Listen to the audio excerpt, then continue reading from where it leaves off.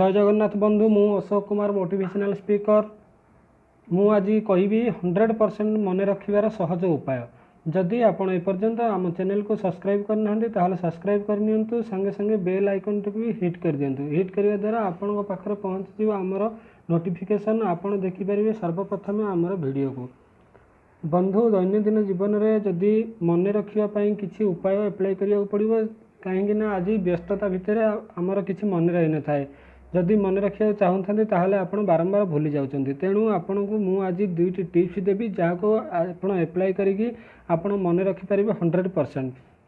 Tips number 1 जितेबले आपण bed को जाउछन्ती सोया को आपण 15 मिनट कम से कम आपण भावंतु आपण जहाँ मन रखा चेष्टा करछन्ती आपण मन रे भावंतु। मन रे भाबिला परे आपणकर किछि ना किछि मन रही जहाँकि आपण जितेबले सोया को जाउछन्ती आपणकर माइंडटा सेतेबले स्थिर रहे। स्थिर रहिबा द्वारा आपण जहाँ भाबिबे ताको आपण मन रखिपारे निश्चित भाव में।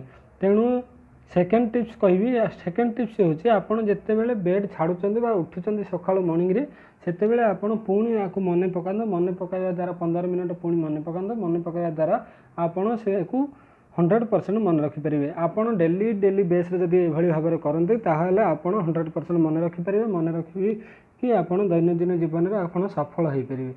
तेणु आपन को जदि वीडियोटी भल लगी थाए ताहले आपण वीडियोटी को लाइक शेयर कमेंट करंतु। धन्यवाद।